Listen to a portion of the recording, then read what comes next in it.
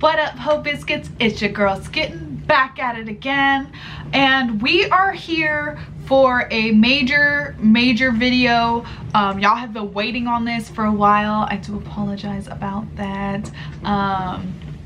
So yeah, okay, so this video is exploring the SCP Foundation, SCP-1730, what happened to Site-13. I watched The Gate Guardian and I watched The Deer. The Gate Guardian was cool and The Deer was really flippin' weird. So I'm really interested to see how these all get brought together in this. I feel like I'm missing another one. But anyway, I'm really interested to see how they mesh these things together. This is interesting. This is the crossover event of the century, if you will. Okay, this is more ambitious than the crossover event between Brooklyn Nine-Nine and New Girl. So without further ado, let's go ahead and dive deep into this video. I'm gonna press play in 3, 2, 1, play. 1730. What happened to Site-13? For the greater good is a phrase that has been used in various forms throughout history to justify certain actions that would normally be considered abhorrent. The SCP Foundation in general, of course, operates largely on this principle throughout most of their work, but often is the case where the Foundation is ultimately correct in their choice of actions. SCP-1730 is a grand, detailed report of a situation where the Foundation was profoundly, terribly wrong.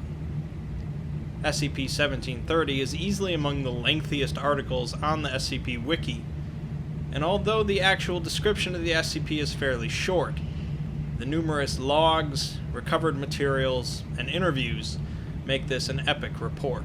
Okay. In this video, I'll attempt to summarize and explain 1730 as best as I can, but keep in mind that I'll be cutting out quite a bit of atmospheric details along the way. Okay. SCP-1730 ultimately both asks and answers the question of what exactly happened to Site-13.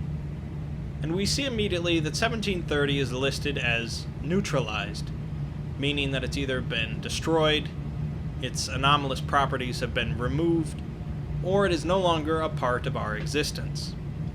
Okay. 1730 itself is a large complex of structures, with identifying markers showing that it was known as the SCP Foundation's Site-13. Foundation records, however, show that Site-13 was originally planned to be built, but the plans were scrapped. The site was going to be built in Alaska, which seems to be where 1730 is from, which makes it stranger that it is located in Texas.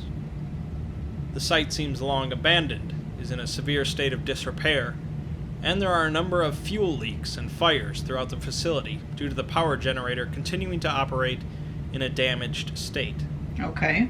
Despite this, there is believed to be human survivors somewhere in the lower parts of the facility, as messages have been found on walls throughout the site, including the words danger, bleed, and the phrase, what happened to Site-13.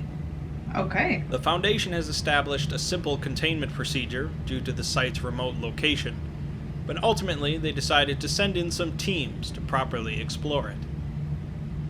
Our first piece of major info comes from a recovered log from a recovery team working for Site-13. They were apparently sent to retrieve and recontain an anomaly, and the log describes the anomaly crawling into one of the team's mouths, causing blood to leak from every orifice. Afterwards, 2 anomalies come out of the body, with one drinking up all the blood, and the other going back into the dead body, reanimating it. The remainder of the team puts down their reanimated squad mate, but the writer of the log admits that they don't have much longer, says something that was expunged from the record, and states it's just a matter of time before it starts.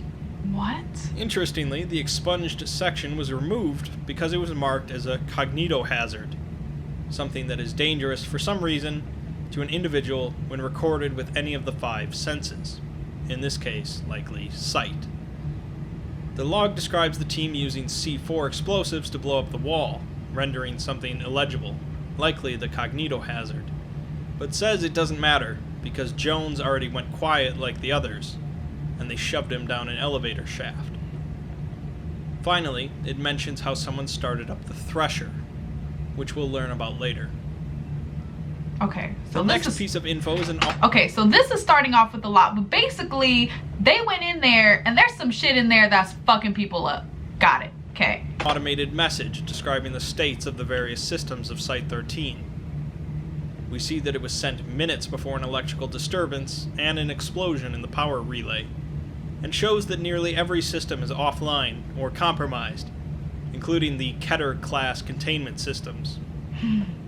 Additionally, the Euclid-class containment systems and the reactor are both in critical status. Finally, we're brought into the present, with the exploration log transcript for the first team sent into Site-13 by the Foundation. The team is the D-12 Mobile Task Force, known as the Mudslingers, and consists of 6 members, including the captain. Okay. They enter through the unlocked front doors, switch on their lights due to the darkness, and immediately find messages written on the walls, including the ominous phrase, "Don't look at the walls." Ha! They find a service elevator that's still powered, and descend to the 3rd basement level. Why are you gonna write "don't look at the walls" on the wall? What sense does that make? None. It makes no sense. Come on, guys. I know y'all are, like, driven crazy by whatever's in there, but come on. The team splits up to search the floor, finding that the rooms are filthy, due to being covered in some sort of metallic-smelling sludge. Ugh. They see a makeshift barricade next to a door, and they also find a few bodies, half submerged in the sludge. A snake-like creature emerged from one of the bodies' mouths, which they immediately terminated, and discovered that the bodies were in fact hollow. The team agrees to return to the elevator, only to find the layout of the floor has changed. Oh, shit. Meaning they are either hallucinating or the building is physically changing. They head down a hallway, which seems to be much longer than the building's schematics show, and break down a door into an office. They find a naked human, with fire seemingly burning out of its ears. Ew. An intense white light, the sound of searing meat, and static from the team's microphones is all Site Command receives for over a minute. Oof. Until they also hear the sound of slithering, a cry, and choking sounds. Other strange sounds come through the microphone until the other 2 members who had split away from the group finally respond. They are currently waiting near the elevator and thought their radios had stopped working, until suddenly their camera feeds show them in a different room, with one of them hanging upside down, facing each other, and both are completely stark white. Blood from their mouth, nostrils, and eyes cover their faces, and a large object moves in the background, accompanied by the sound of slithering from multiple directions. Bitch, what the One of the team members opens their eyes, and the video and audio feeds cut out. This was the last Site Command heard from the Mudslinger. Yo, somebody needs to turn this into a horror film. Do it. Oh, it should be a Korean horror film, because Korean horror films are so freaking scary. Like, me and my friends just watched a Korean horror film, and it was like not scary until it was really freaking scary. Like, I'm trying not to cuss so much in my videos, so like, I'm sure you've noticed me struggling. But anywho, what I'm saying is that this would make an amazing Korean horror film. Clearly, exploration of the main structure was going to prove to be quite dangerous, so until the Foundation could set up a more prepared second attempt, they decided to send in a small team to the power station to assess the damage. MTF Y-24, known as Gulliver's Travelers, is a 3-man team who went to the power station, only to discover the first set of doors inside to be locked and bulletproof. Rather than using explosives, which would risk a collapse, Site Command tries to find someone who would possibly know the clearance code for the door. Despite this site never actually being constructed in this reality, Director Jameson's clearance code from when this site would have been built manages to get the team in. The team examines the power cores, and then releases a micro-drone to provide a closer look, revealing that... Look at those old-ass computers, bro. Look at how old they are. 7 of the 12 cores are damaged beyond repair. Shit. 3 are not functioning at full power, and 2 are, although one of those is currently superheated. The team finds more of the sludge that the other team encountered, and then sees 10 stark white bodies bound to the superheated core with wire. Underneath them, seemingly written in blood, are the words, "What happened to Site-13?"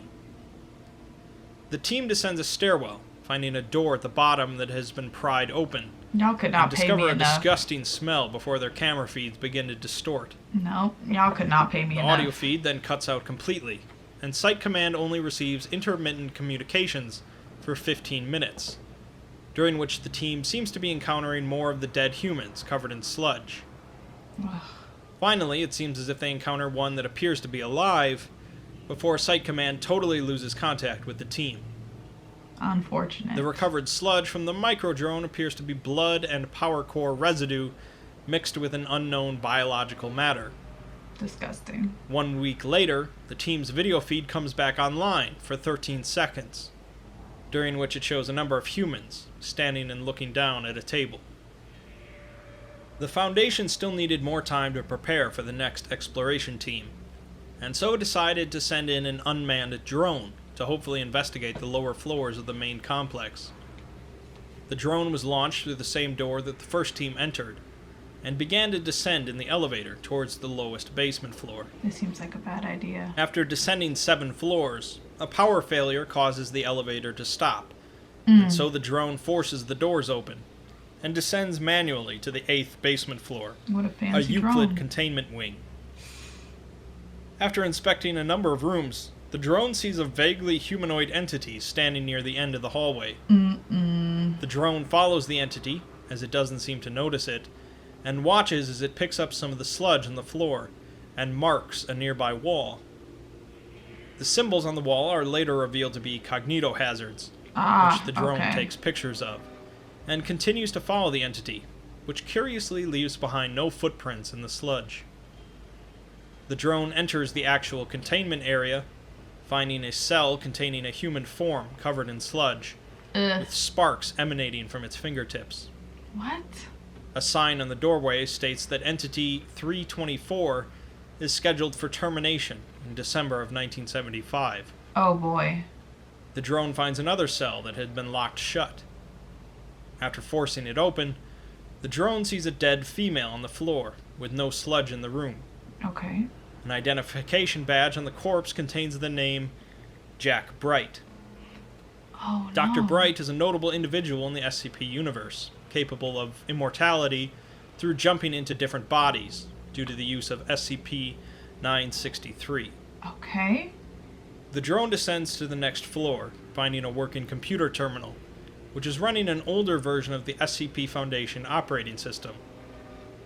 The drone begins to transmit what files it can access back to Command, but soon they lose contact with the drone. Oh no. It's at this point that the cognitohazard that Site Command had viewed earlier triggered, causing affected individuals to go silent and begin to burn from their ears. Oh my god. Any audible sound after this would trigger a silent explosion, shaking Site Command and destroying most of their communication equipment. Wow. The drone finished transmitting files, but the drone itself was never recovered. Shit. I'll skip ahead for a moment to discuss the various files that the drone transmitted back. Okay, I'm ready. First, a correspondence from an engineer to the site's chief biologist and assistant director of anomalous biology, Dr. Hadley. Hadley was apparently working with the mysterious Thresher device, and the engineer informed her that although the reactors could surge to power the device, the reactors would likely not survive the process. Okay. The engineer goes on to say that the Thresher device is still wildly unstable, and utilization of it would likely destabilize local reality. Another correspondence from an individual who is both on the SCP Foundation's Ethics Committee and the head of the Global Occult Coalition's Ethics Board. They have an ethics committee for the SCP Foundation? Okay. Tells Dr. Hadley that she is not permitted to transfer out of Site-13. Additionally, Dr. Hadley seems to have an issue with Site-13's director and the protocol of terminating humanoid SCPs. The individual informs her that these anomalies are not considered human beings, and are not entitled to any of the rights that human beings are. Next, a test log shows a number of reality benders being exposed to dangerous conditions while wearing inhibitor devices, to see if they can change reality to save themselves. Oh wow, that's awful. Exposure to extremely cold and hot temperatures, as well as electricity, caused the reality benders to die without them stopping it, while water submersion seems to interfere with the inhibitor device, causing unknown results. Oh, Jesus. As a side note, the administrator of the test is listed as a doctor with only a number identification, not a name, in contrast to how the SCP Foundation usually does things. A message from one engineer to another discusses a buildup of toxic waste in the pit beneath the reactors. The waste is supposed to be piped off-site, but keeps getting built up, which will likely lead to a very serious issue. Unfortunate. A note from Director Emerson states that the entire humanoid wing of the facility is to be promptly terminated by electrocution and incineration. Why? It's this process that is seemingly causing the buildup of waste. Another message from an engineer to Dr. Hadley says that he altered termination records for a leech boy that was taken down to the pit. What? Since the output of the pit is still blocked up, he won't go anywhere. Finally, we get a message from Dr. Hadley to Director Emerson, in which we get a number of new details. The message discusses a containment breach caused by Dr. Hadley, and mentions that Emerson was foolish for thinking that killing the anomalous entities would stop them, as them being living is the least anomalous thing about them. Okay. Dr. Hadley goes on to discuss a young boy named Elijah, who subsisted only on blood, and could drink it through someone's skin, Ew. much like a leech. He had the mental capacity of a toddler, and did not choose to be this way, but Emerson had him incinerated like the rest. Aww. Of course, the incineration didn't actually kill Elijah, and him interacting with the bloody sludge caused a highly anomalous process to occur, in which the dead SCPs returned, in a way. Oh no. In addition to this, of course, the Thresher device was eventually activated, causing the local reality of the site to heavily distort, leading to one highly anomalous facility.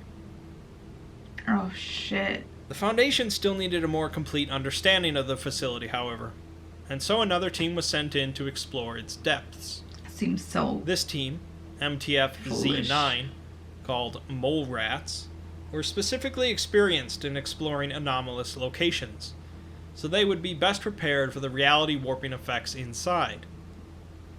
The 5-man team entered the main structure, equipped with helmets that would filter out any of the writing on the walls to avoid cognitohazards. They descend the stairs to the 6th basement level and begin to... Sorry, like not really related, but it's really funny to me that he said they descend the stairs and clearly shows a ladder. Like, that is very amusing to me. Explore the floor, walking past sludge and bodies, when suddenly the floor collapses underneath one of the team members. Oh no! Z9-4. The fall injures his leg, leaving him immobile, and the rest of the team look for a stairwell to descend. The injured member begins to hear slithering sounds around him, unable to see his surroundings. Bro. Gunshots ring out through the facility as one of the members, Z9-3, watching his injured teammate, sees a leech-like creature approaching him. The creature enters Z9-4's mouth and begins sliding down his throat. Oh no. Z9-3 attempts to shoot the creature, but misses, and asks the captain for permission to shoot Z9-4 to put him out of his misery. Yeah. Kill him. He gets no response from the captain, but after Z9-4 lets out a choking plea, he fires his weapon. The floor further collapses, causing Z9-3 to fall and get crushed by debris. Because y'all made all this fucking noise. 5 minutes later, Z9-4 goes silent. A leech creature comes out of his mouth, and he stands up, picking up his dead teammate's weapon. Oh no. Site Command received no communication from any of the mole rats for the following 3 hours, when suddenly communication from the 3 team members resumes, with them seemingly below the 15th floor. Z9-4's camera feed comes back for a moment, showing a number of humans with flames coming out of their ears, and a massive pit with a large creature in it covered in smaller creatures. Oh, God. Communication from the rest of the team eventually goes out again for 4 hours, before feeds from the captain resume again.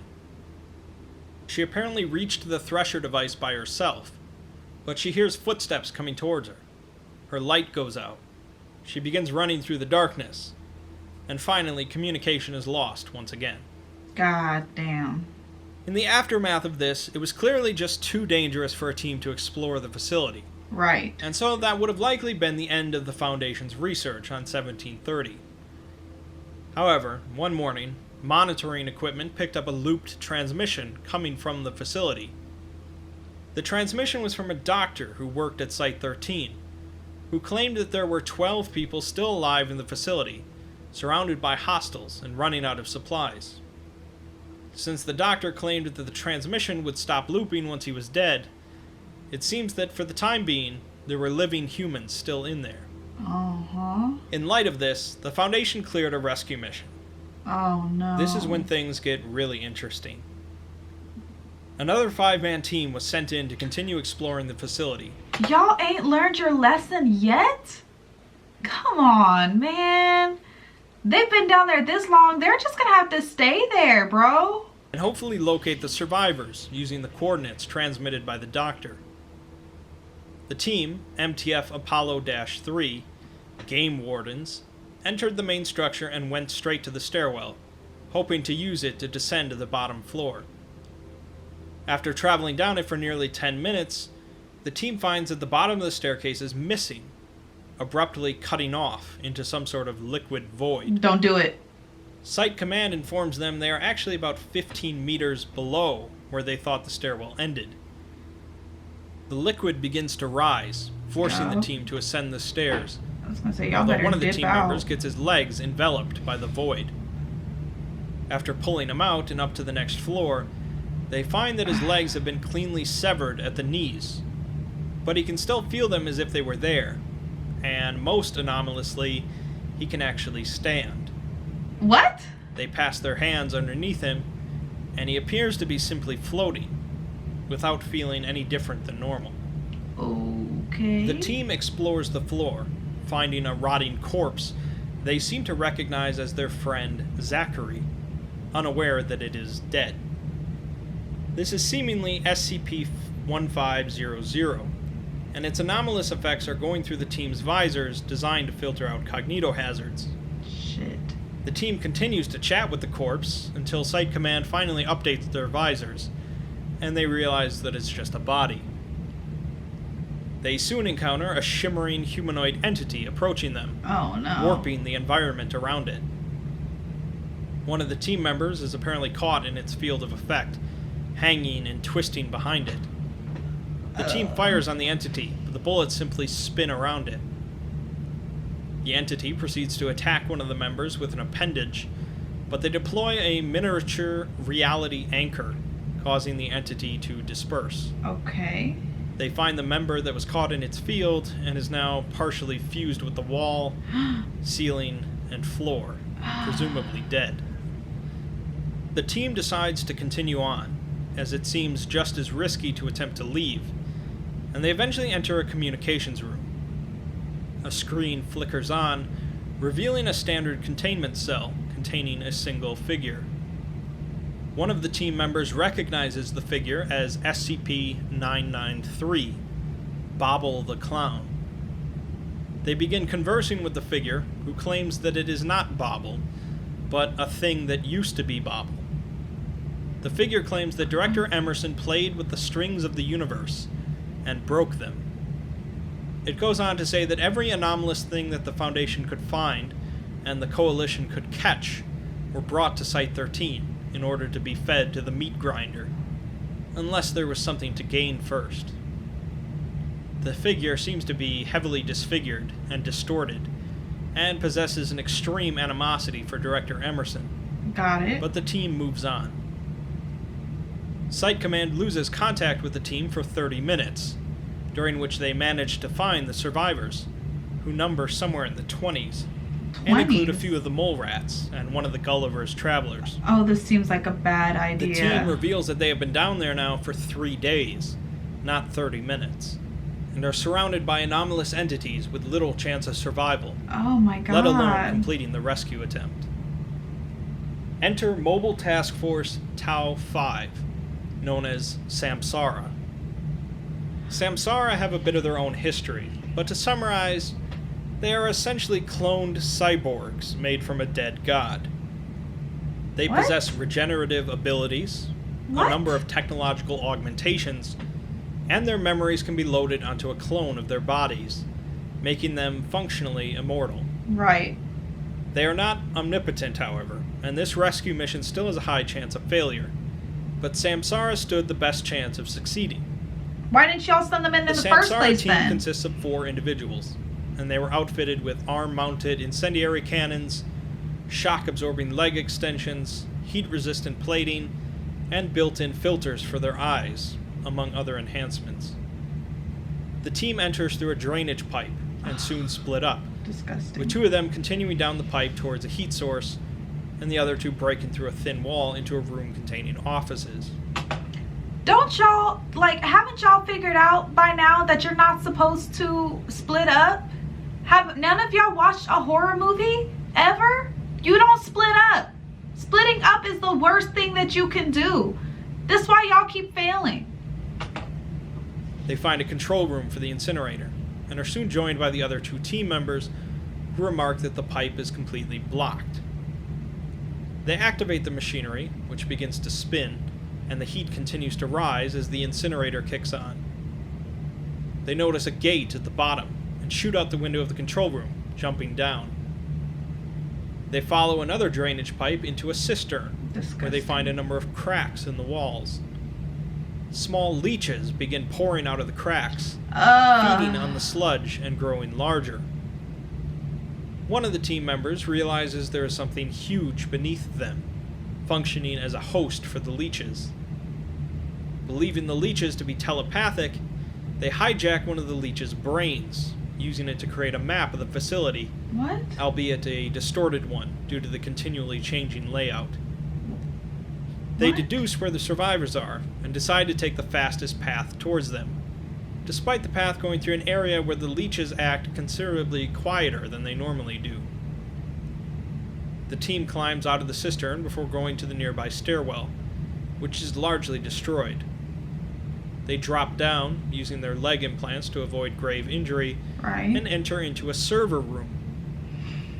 The room is cooled to negative 20 degrees Celsius, thanks to a cryonics chamber located directly above. And they soon realize that no sound whatsoever is audible in here. Their filters for cognitohazards begin triggering, and they slowly move through the server room.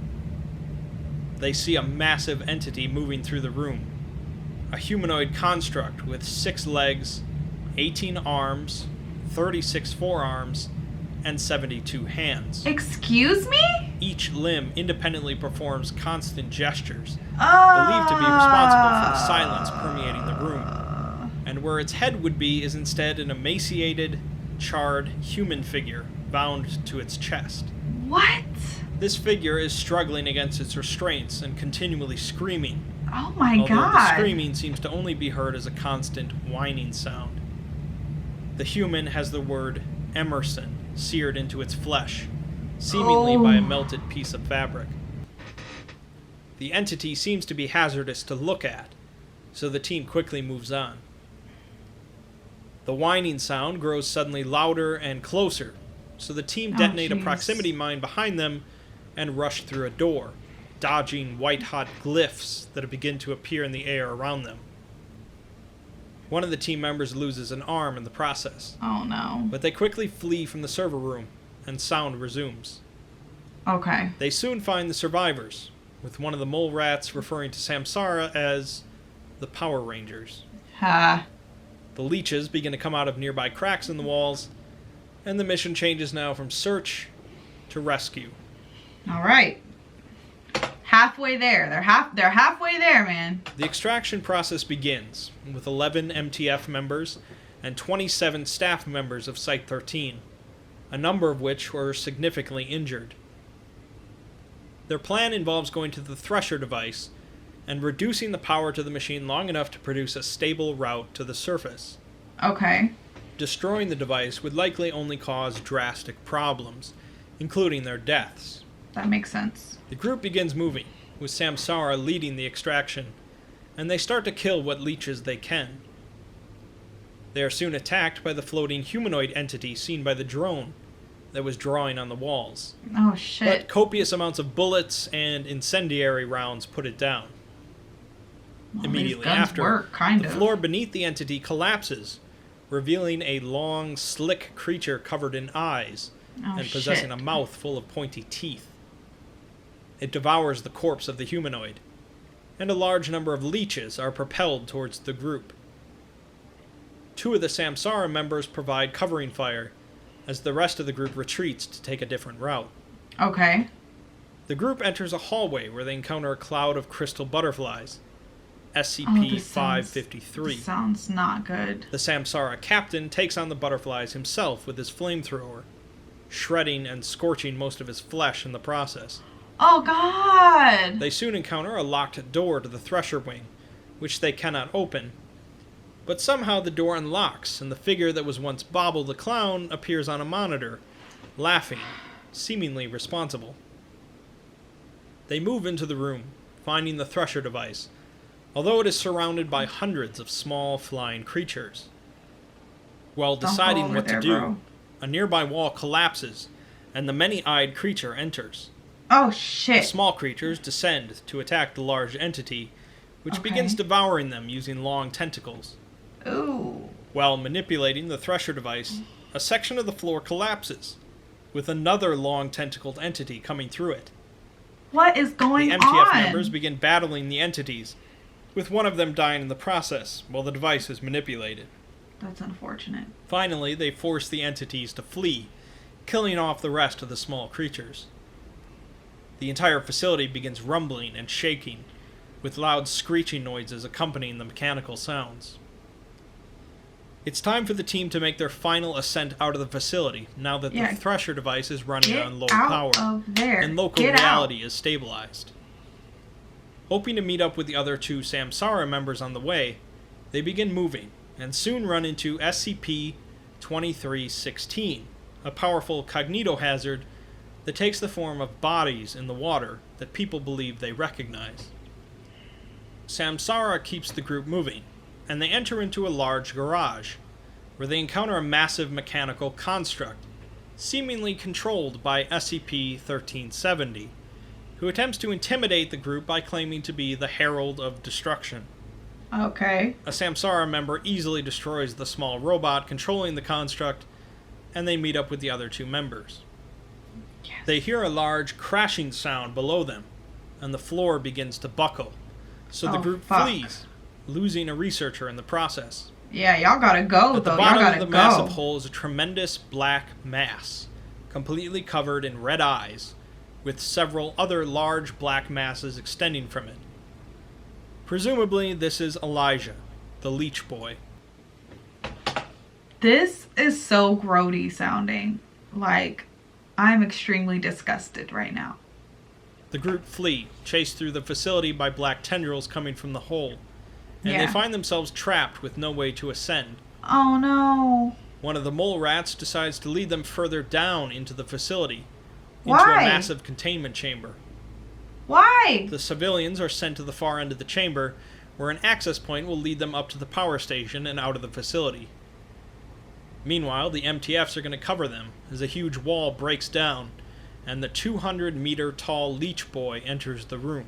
Holy shit. A naked human woman is visibly joined to its tongue, and it lets out a piercing scream as the MTFs unleash everything they have on it. A few of the members, however, begin working on opening 2 massive containment doors, which finally open, unleashing 2 of the most powerful entities known to the Foundation. No! One of them is SCP-001, the Gate Guardian. How did they even manage to capture the Gate Guardian anyway? What? Okay, okay, yeah. Apparently I have no clue what is going on here. What? A tremendous winged figure carrying a huge sword. And the other is SCP-2845, an entity largely resembling a deer with a ring of ice and metal rotating behind its head. The Gate Guardian is capable of obliterating anything around it with its fiery sword, and the deer is capable of instantly transmuting and reconstructing matter, making them each quite formidable foes. The three entities begin an unimaginable battle with each other as the MTFs flee towards the civilians. Oh my god. In what world is this a good idea? Like, what makes you think that this won't cause a further rip in like the space-time continuum that destroys the entire world? What?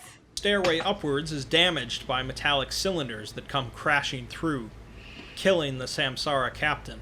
Oh no. The leader of the mole rats decides to stay behind to buy the group more time, and she's joined by one of the Samsara members as the rest of the group makes it to the surface.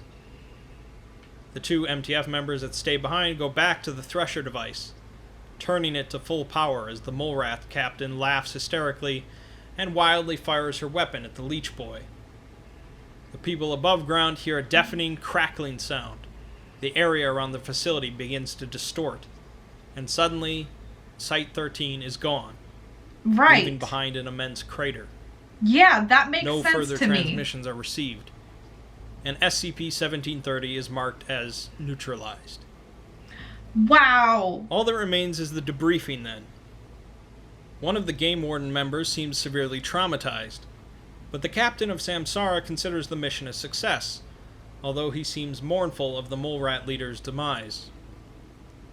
The Game Warden member, who seemingly lost their legs but can still stand, remarks that it doesn't feel like a phantom pain, as he can actually feel his legs, and occasionally feels something wet and furry brushing past them. Ew. The interview with the Samsara member that went with the mole rat captain reveals that they went to a server room and disabled their cameras, because they were apparently given a vision, which they believed to be a cognito hazard. Oh, okay. They were standing on a precipice overlooking a vast area, where countless humans screamed, each of them missing their hands, while the sky above them burned. Hell. A falling So they went to hell. What? star scorched billions of corpses, and in the middle of the star was the many-armed entity they encountered earlier.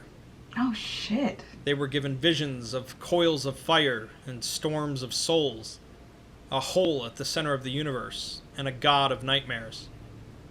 The Samsara member looked away, but the mole rat captain kept watching, and afterwards went to the Thresher device and activated it, saying that she needed to bury the things she saw in darkness, while laughing and crying. Finally, we are given an interview with Dr. Scott, the Assistant Director of Temporal Studies at Site-13, who gives a history of the site as well as the alternate timeline from his reality. Okay. Plans for Site-13 began after the Foundation recovered the body of a massive, dead sea creature that they could not contain, and so Site-13 was built in a remote location in Alaska and was larger than any facility at the time. After a terrorist used an anomaly to cause an explosion resulting in thousands of deaths, the U.S. government cut all of their funding to the Foundation. Oh, shit. A former staff member of President Dole, named Paul Manafort, was appointed Secretary General of the Global Occult Coalition and organized a partnership with the Foundation. The GOC eventually gained control of the Foundation, and they once again received funding from the U.S. as well as the United Nations. This sounds bad. Site-13 was the premier containment facility for the Foundation, and was continually being expanded. Emerson eventually became the site director, and began doing terrible things, supposedly under orders from Manafort. Okay. The incinerator was built, originally just to dispose of the body of the massive sea creature, but they began using it for everything, as well as doing invasive testing on anomalous creatures and humanoids. Stupid and foolish. Began, and although the ethics committee tried to step in, their chairman was dragged out and shot for being a traitor. Oh shit! The phrase, "for the greater good," was thrown around, and Scott claims that they eventually contained the Abrahamic God, possibly alluding to SCP-343, although he's not sure how they managed it. Dr. Hadley opposed Emerson's orders, and so she was brutally beaten by some guards one night, damaging her mind and leading her to cause the containment breach. Oh no. Emerson came to Scott and asked him to turn on the highly experimental Thresher device in order to stop this, but Scott refused and fled, gathering his team. Before they could leave the facility, however, the device was activated, warping reality. Scott counts himself as lucky for surviving at all, but believes that they could have been floating between dimensions for 1,000 years for all he knows. Now that the device has been reactivated, it's completely unknown when and where it will end up. Oh shit. Like I said, SCP-1730 is one of the longest articles on the entire SCP Wiki. Right. But that alone does not make it memorable. It's memorable because it presents a fascinating tale of the Foundation going simply too far, largely as a result of the influence from the Global Occult Coalition, an organization focused on terminating anomalous items. Right. So that was intense. That was a lot.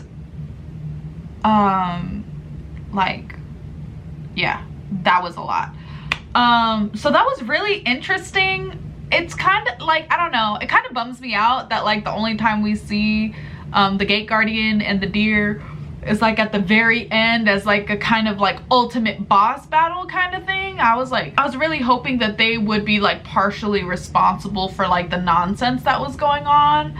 But I mean, you know, Clash of the Titans, right? Like, so that's, but you know, Clash of the Titans, right? So, you know, that's always good. That always makes a story really interesting. That always makes a story really fun. But like they say it's neutralized, but it's only neutralized in our reality, right? Like that whole thing still exists somewhere in space time thing, right? So like, where is it gonna end up at? I don't know. I'm very concerned, but hope you guys enjoyed this video. Make sure to leave your SCP reaction recommendations down in the comments below. And other than that, peace out, ho biscuits. It's Skittin' Lit.